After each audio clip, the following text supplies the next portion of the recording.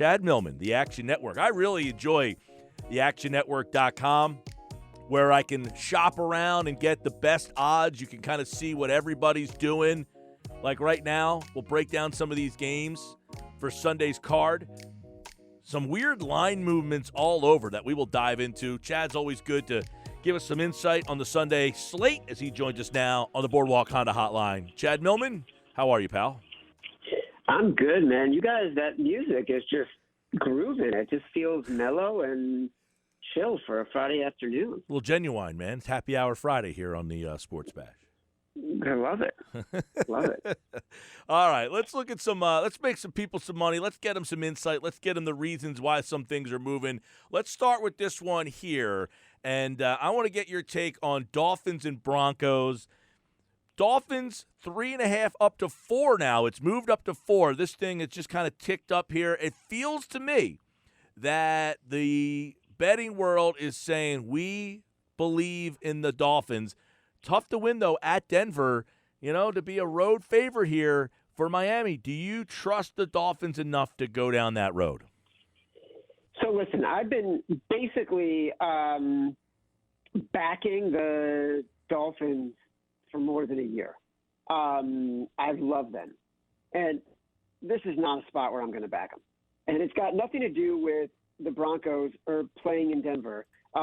Normally, I would love the Broncos in this scenario because what you're getting is a Dolphins team that the rest of the world is catching up to, like recognizing that they're really good on defense, really good on special teams, seeing Tua sling the ball all over the place and starting to play much, much better, seeing him have a really good game against the Chargers in a game where a lot of wise guys thought the Chargers were the right side and probably should have been favored. And so all of a sudden, everybody's all over the Broncos. They're 6-3, contending in the AFC East, et cetera, et cetera. I mean, all over the Dolphins. The challenge is you don't know what you're getting on the Broncos right now because if Drew Lock is playing, how banged up is he going to be? And if Drew Lock is playing, how bad is he going to be? Because, frankly, he hasn't looked like an NFL quarterback. And so, there have been a couple spots where he's had some dramatic comebacks and made people feel really good, including myself. But he's not a very good player right now, and so the reason why the number's moving up is because of that. Like for a long time, there wasn't even a number posted, and but I don't trust it because it feels a little bit like a trap, and I normally wouldn't bet the Dolphins here. All right, another one that's interesting, Titans-Ravens. Now, the Titans beat up on the Ravens, but you go to Baltimore, all of a sudden, it opened at 6.5. I see it at 5 some places. BetMGM is saying, we're not moving this thing. It's still at 6.5 there.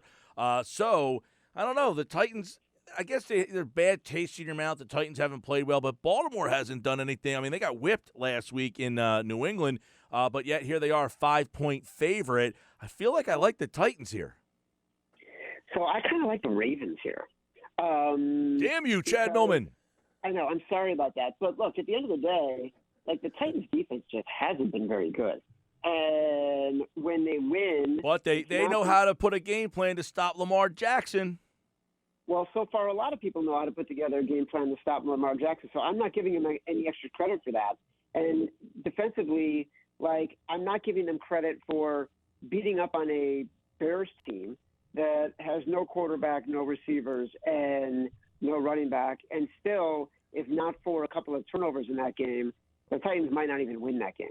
And so I'm seeing too much of the Titans sort of getting the quirky plays in order to win games and not getting sort of the consistent, oh, my God, this team is really good. Even Tannehill hasn't been playing at the same level that he had been playing at the year before. The Ravens, to me, also, they need to get healthy again. And while a lot of people have figured out how to defend Lamar Jackson, this is a right spot for them, especially because I think their defense can do some damage against a Titans team that outside of Derrick Henry really hasn't been able to prove itself. A lot of movement in this Colts-Packers tilt. It opened up with the Colts being a home dog at 2.5. They're now favored by 2. So what's the vibe on this one? Well, yeah, I mean, look, this line has moved dramatically, and what you started getting was a lot of the public coming in on Green Bay and sort of leaving where it was, and then the wise guys were like, wait, huh? Like right now, there's nearly 60% of the money coming in on the Colts, while all the bets have been coming in on the Packers. It makes total sense to me. Like the Colts have the number one ranked defense in the NFL, and that's not just sort of like the superficial stats that a lot of people can look at. Like across the board, they have an excellent defense, right? And to me, the Packers, look, they had a hard time against the Jags. They've had a couple of big blowout wins, but I am still not a believer in this defense at all. And while the Colts have a rushing game that is not great, Jonathan Taylor is not great, give me this defense to neutralize the Packers. I am always going to play a short home favorite with a very well-coached team and a very good defense. All right, Chad Millman, actionnetwork.com, looking at the Sunday card. All right, last week, the Steelers got a scare. Jacksonville gave Green Bay a scare. Jacksonville at home, 10.5 some places, down to 9.5 some places, but in that range. Is this the week the Steelers finally slip up? I mean, can we count on Jacksonville to a 10-point home dog? I am going to bet on Jacksonville. And I will say that defensively, Jacksonville is not as bad as their record indicates. They've got some real playmakers in the secondary. They've got some real playmakers at linebacker. They've got some real playmakers at the interior of their defensive line. And also, the interior of their offensive line has actually been playing pretty well. And then you got James Robinson as a rookie, who's one of the leading rushers in the NFL, and Jake Luton, who hasn't been turning the ball over. So there are ways to convince yourself that the Jags could be the right side here. I'm not saying it's a Super Bowl team when I list sort of all the things that are good about them, but there are things to like about them. The flip side is that historically, there is nobody worse the last 15 years as a road favorite than Mike Tomlin. He is just not a good coach in this scenario. And this, we saw it a couple weeks ago against the Cowboys. Like, this is not a spot where Mike Tomlin gets his guys up. And I'm also thinking ahead. They got the Ravens on Thursday on Thanksgiving. Like, they're probably not going to they're not going to reveal the whole playbook. And so I like the Jags at home in sort of a big game for them, a Super Bowl type game for them. And the Steelers to do what they always do in this scenario, which is not live up to expectation. I love it. I have that one in the back of my head, no doubt about it. All right, the Buccaneers are at home on Monday Night Football against the Rams. Two solid teams. Tampa Bay is a 4-point favorite for the most part. You see 3.5 some places. Your thoughts? I think I like the Bucs here. The Rams. It's one of those great games where because the Rams played so well on Monday night, and they did. I'm sorry, not on Monday night, but they played well recently in like big games, and they were able to show the public that like, oh, wait a second, this Rams team, they can be really good, right? And I think that's great for a betting opportunity because it depresses the market. And so I'm looking at the Bucs like in reality, this game is a little bit lower than what I think it should be. I'm thinking closer to 4.5 or 5. So to me, I'm getting a little bit more value on this than I think you normally would. All right. The Sunday card's got a lot of interesting ones. Other than that, let's finish off here, then we'll get your favorite game of the week. This one's got to be interesting when you got Philadelphia going to Cleveland. It opened up 2.5, so they didn't even give Cleveland the courtesy of a full 3-point home. Now, it's off the board in some places, but it's still around 3. I see BetMGM has it up. PointsBet has it at 3. But I'm not sure why that line is, I guess because of Garrett. But, I mean, there's some COVID issues there, Garrett being out. But the Browns didn't even open up as a 3-pointer. It kind of feels like an Eagles line here. It does feel like an Eagles line. And to be honest, I'm going to have to come up with a new favorite best bet because this was going to be it. It could be. It could be your favorite bet. I love the Eagles in this spot. It's not to like sort of play on history and say, oh, like the Eagles win in these spots, but historically, the Eagles needing a road win against a team with a better record in the second half of the season when things are desperate for them, that is as Eagles and as Philly as it gets, right? Like that is when the Eagles just tend to shine. But also like take away the records and you're looking at two teams that in a lot of ways have similar stats and similar makeups in terms of when you look at the advanced analytics on these teams.